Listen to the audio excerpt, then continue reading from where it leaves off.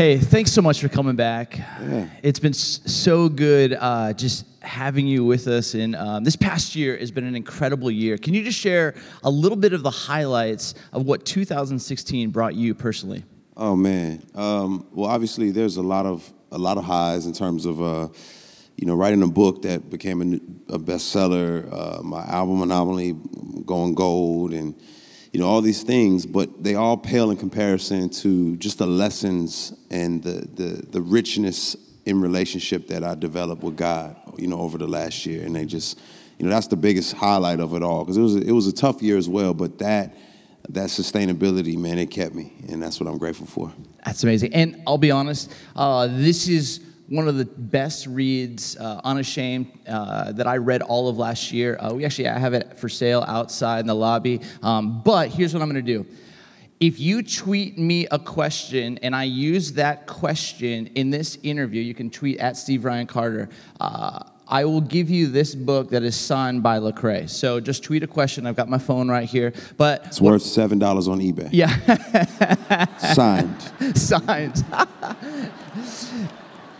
Hey, one of the songs that you did, I saw the video, it's called Welcome to America. And that song, the lyrics, the story behind it is so powerful. Can you talk a little bit about that for us? That song, I felt like it was necessary to address narrative, right? Because we all see life through a story, through a lens of a story. And I think no two people see it the exact same way, but we tend to think the way that we see it is the way it should be seen or the way everybody sees it. So if I'm at a baseball game and I'm sitting behind the catcher, I see the field from one vantage point. If I'm sitting in the outfield, I see the field from another vantage point. Left field, a different vantage point. But it's not that I don't see the field. It's just that I see what I see, but I may not see what you see. So that song is from the vantage point of, a young kid who's having to do life in the inner city on the first verse. The second verse is from a war veteran and who feels as if the country just doesn't understand the way he's seeing the war, seeing in this country. And then the third verse is the voice of an immigrant who's saying, man, I see your country in a completely different perspective. But none of them are the wrong perspective. It's just that collectively they are the perspective, not just one perspective. And so we have to see collectively to see fully. Yeah. And tell us a little bit about the perspective that you had growing up. I mean, Unashamed does a great job telling your story, but you had a unique perspective in the cities and the neighborhoods in which you grew up. Yeah, absolutely. Well, yeah, I mean, the first verse, kind of, a lot of my perspective is wrapped up in that first verse of just growing up in a single-parent household. I was riding a city bus everywhere by the time I was in middle school, and just, dealing with the bigger influences in my life being gang members and being drug dealers and just being a product of that world and that perspective. And so admiring these things and it shaping my views in a very destructive way, but it end of the day it made me who I am, and it's what God has been able to use uniquely to allow me to do what I do now. Yeah. This weekend is a really important weekend for us here at Willow Creek to highlight and celebrate the life and legacy of Martin Luther King Jr. What has his teachings, his writings, his life, how has that influenced you as an artist and as a person? Oh, man. Well, just being a public leader and a public figure, Dr. King has taught me, that if you're going to call shots, you're going to take some, and to love your haters, because someone's going to hate you, right? Yeah. I mean, Jesus is the greatest of all time, and they hated him to the point to where they killed him. And so, man, Dr. King just modeled that so well. Just, he get hit over the head with a rock and stand back up and continue moving forward. There's a story of a woman who just was cursing him out and saying such harsh things, and he said, "You're too pretty to be this mean." And she ran away and came back crying and apologized and said, "I don't want to be mean, Dr. King." And he's just a wonderful example of loving people. That's beautiful. Now, give us a little bit about how you came to Christ. Tell us a little bit about the backstory of your journey with Jesus. Yeah, so I didn't grow up in a really religious household. I just kind of, you know, kind of live my life. My mother kind of was distanced from the church, and so I grew up kind of free thinking, and you know, just kind of went the route that I wanted to go in, and a lot of it was detrimental. Like I said, you know, there's drugs, there's, you know, the influence of gangs and all this type of stuff that really led me down a destructive path. And my mother really valued education. You know, she came from this really abstract, poverty-stricken environment where she would even have to eat dirt to keep her stomach filled. And so education was key for her. And so no matter how bad I was or did, she would fight for me to get a good, decent education. So I ended up getting a full scholarship for performing arts. And I went to college, and it's just kind of, it was a weird place for me. And I started soul searching and just trying to think through some stuff. And a group of college students actually approached me and were kind of like, hey, man, you want to get some lunch? And I was like, this is weird. Like, why are like guys inviting me to lunch? I don't understand what's happening here. This is a strange phenomenon for me. I wasn't used to that. But they were demonstrating a love that I could not reject, you know, and it was like, you know, they were pursuing me, like loving me, and it was a strange thing because I didn't want them, but they were engaging me and they were wanting me around. And that really was transformative for me, to see them continue to pursue and to love me and just to want to hang out and spend time. And here's this young college freshman who doesn't really know much. I don't have friends, and they're willing to just kind of hang out and be there and guide and lead. And seeing that really was transformative for me and really helped me say, man, something's special about these people. And I just kept hanging around them, and eventually, man, hearing the gospel of Jesus Christ transformed me altogether, and I haven't been the same since. That's beautiful. Yeah. That's beautiful.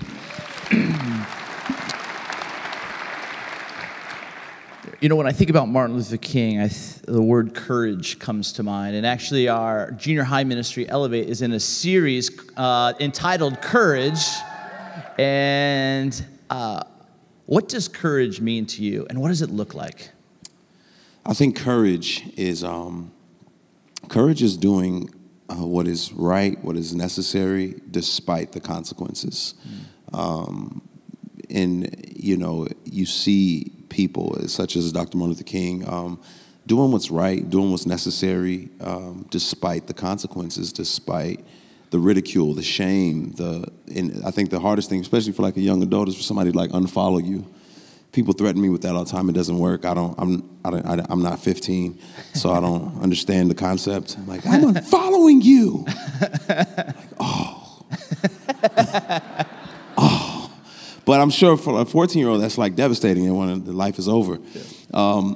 And so being courageous and saying, man, I may endure some public ridicule for the stances that I take, for sitting next to the kid in the cafeteria that everyone is shunning, or you know, holding, you know, carrying somebody's books or something, whatever it may be that would make people say, but that's courageous, and God rewards that.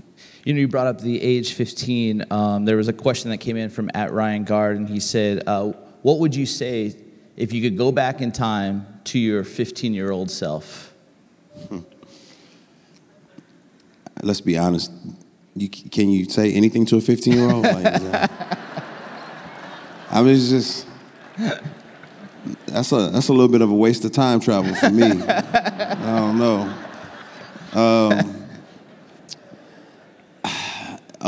What I would say, and it's gonna sound really cliche, but it's just true.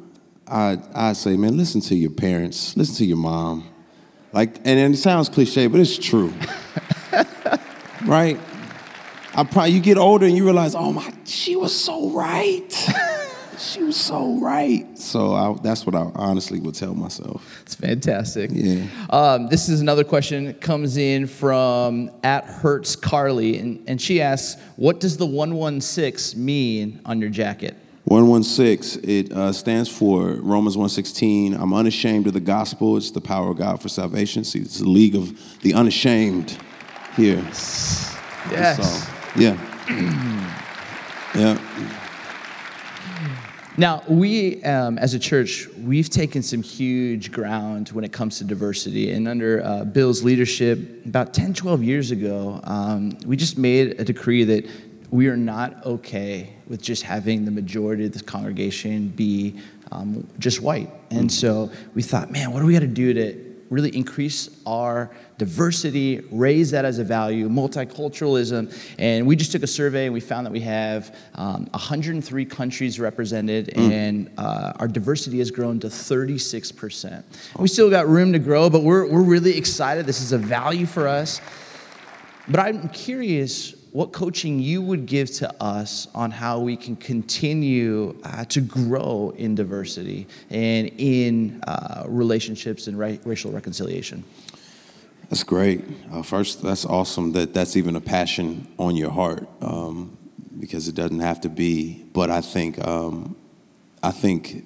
as we're aiming to fight for diversity and reconcile just the relational gaps that exist between ethnicities, I think one would be you've got to have diversity within your leadership, because it trickles down. Yep. If people can't see who they would be as a leader, then they can't, receive.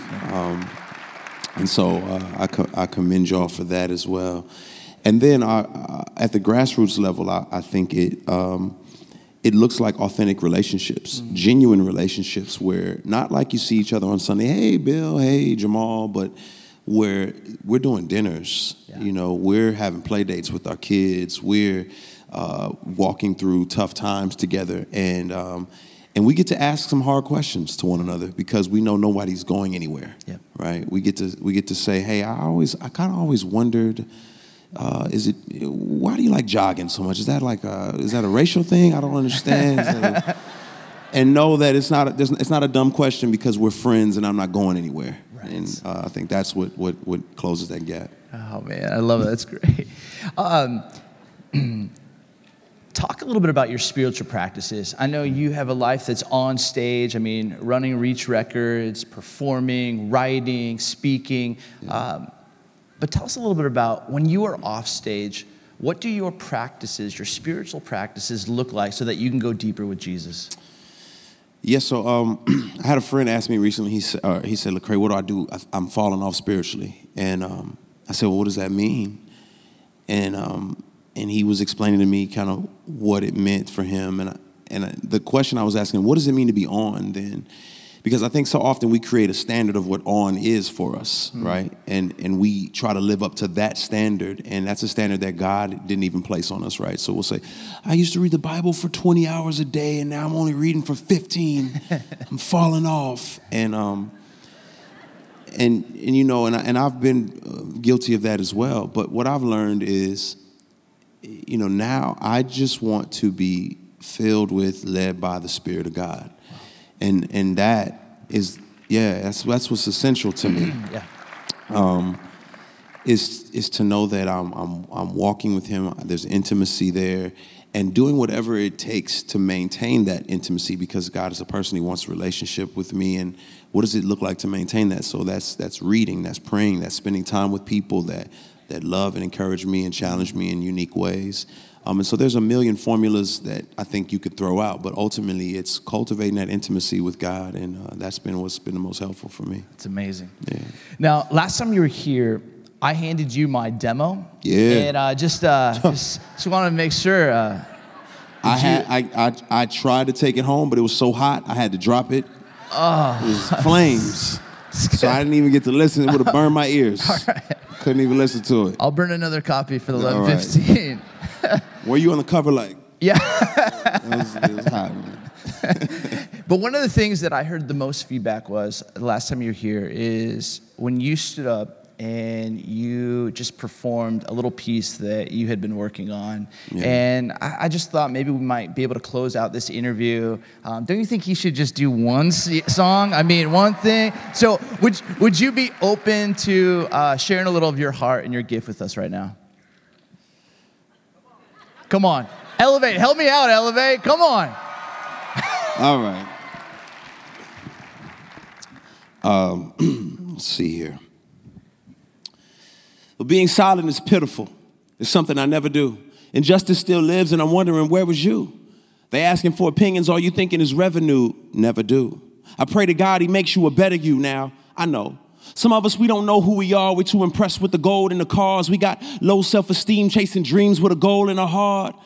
But see, this stuff has drove us apart. Look at us from selling dope to our own kind, to a dope rhyme. Radio done played it more times, paying more dimes, to some industry exec getting checks from a private prison with the rap money he invests. Now I know you're wondering, is this rap, is this gospel? All you need to know is I was dead, now I'm not though. Real recognize real. If they don't love me like Pac, they're gonna respect how I'm moving and that I'm never gonna stop. I called my pastor on the cell. I said, I'm catching hell. Well, what you think they did to Jesus? Only time will tell. Can we give it up for Lecrae?